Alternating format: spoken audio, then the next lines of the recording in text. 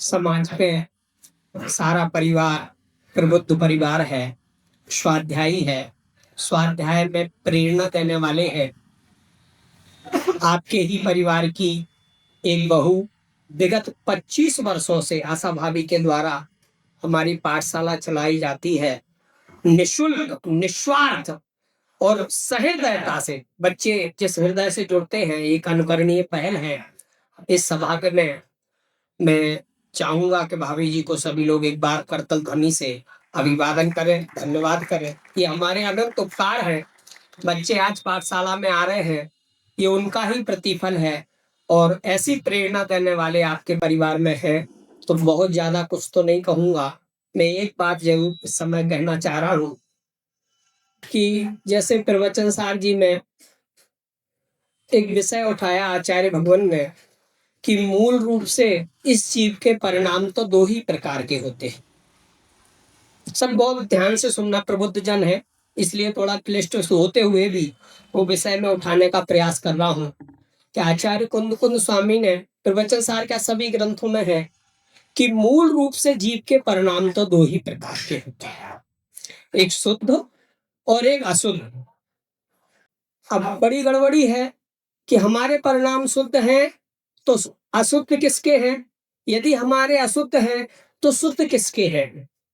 फिर आचार्य भगवंतों ने और उसको स्पष्ट किया। समझना, अपने अपने हृदय पे लगाना कि हम कहाँ बोल रहे हैं कि उन परिणामों को दो, अशुद्ध परिणामों को दो भाग किए, एक शुभ और एक अशुभ। सोचना, विचार करना इस विषय में। तो अब हमने थोड़ा सा निर्णय हुआ है कि भाई हमारे दो प्रकार के परिणाम हैं, एक शुभ है और एक अशुभ है। तो अब मेरा अशुभ में वर्तन कितने काल चलता है, देखना। अभी शुद्ध को छोड़ दिया बिल्कुल, तो मेरा वर्तन शुभ परिणामों में कितना चलता है और अशुभ परिणामों में कितना चलता है, इस बात को विचार करना आप। यदि हमारा समय 24 घंटे में अशुभ परिणामों में ज्यादा जाता होगा तो हम पाप बंद ही कर रहे हैं। संजय भैया ने कहा था कि हम कर्ज लेकर के तो नहीं जा रहे, विचारना इस बात को।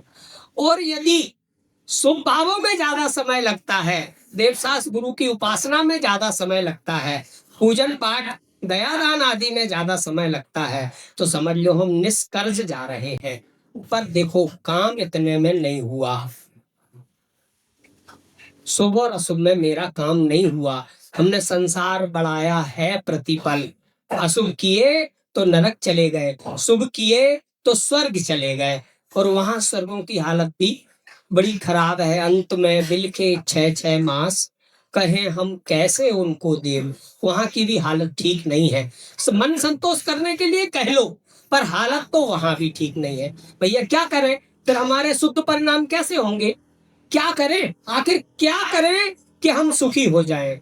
तो वहां आचार्य भगवान कहते हैं, हे जीव, कुंद कुंद स्वामी कहते हैं कि हे जीव, क्या कभी तुमने 6 द्रव्यों के बारे में विचार किया है कि मैं कौन सा द्रव्य हूँ। क्या कहा, 6 द्रव्यों के बारे में विचार किया, जिसमयी ये संसार है तो मैं कौन सा द्रव्य हूँ। ठीक है भाई, मैं जीव हूँ, ये हम पाठशाला में पढ़ते हैं।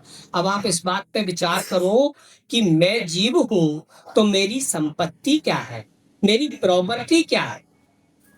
क्या मेरा वर्तन पुद्गलों जैसा हो सकता है। 6 द्रव्य, जीव, पुद्गल, धर्म, अधर्म, आकाश, काल, 2 ले लो, और अन्य समय तो ज्यादा नहीं है तो मैं 2 को ही ले लो कि मैं पुद्गल में इंटरफियर करके अपना जीवन व्यतीत कर रहा हूं, या मेरी स्वयं जो जीव की संपत्ति है उसकी खबर है। सोचो, विचार।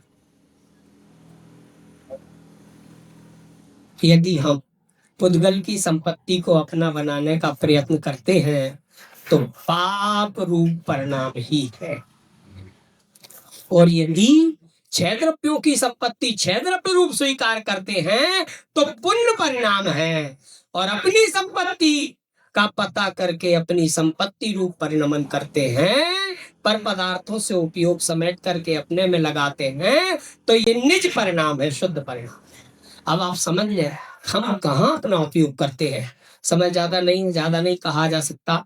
आदरणीय माता जी की पुण्य स्मृति में जो परिवारी जन है, जो रिश्तेदार है, एक नियम लेकर के यहाँ से अवश्य उठें।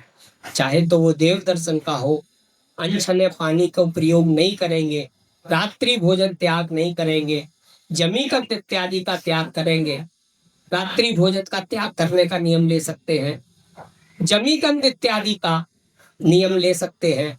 और एक सबसे महत्वपूर्ण बात जिस बल पर मैं यहाँ खड़ा हुआ हूँ, स्वाध्याय का नियम भी ले सकते हैं। स्वाध्याय का नियम 10 मिनट, आधा घंटा, 20 मिनट। पर स्वाध्याय का मतलब ये नहीं कि जो पुस्तक हाथ में आ गई उसका एक पन्ना पढ़ा, रखा और चल दिए। वही विषय कल भी हमारे हाथ में आना चाहिए। देखो एक और बात बताता हूँ इस समय में, स्वाध्याय का मूल प्रतिफल क्या है? अगर एक लाइन भी सुबह पढ़ ली और वो लाइन दिन में दुकान पर बैठे बैठे, खाना बनाते समय, खाना परोसते समय याद आ गई, तो समझ लो उस समय भी स्वाध्याय हो गया। वो पाप भावों से अजीब छूट गया। इसलिए विषय लगातार चलना चाहिए और एक ही निर्णय यहाँ पर ले, कोई ना कोई नियम आप सभी लोग यहाँ से लेकर के उठें। बच्चों को पाठशाला भेजें, बड़े बुजुर्गों की स्वास्थ्य का ख्याल रखें, देव शास्त्र गुरु की आराधना करें। ऐसी मंगल भावना के साथ मैं अपनी बात समाप्त करता हूँ।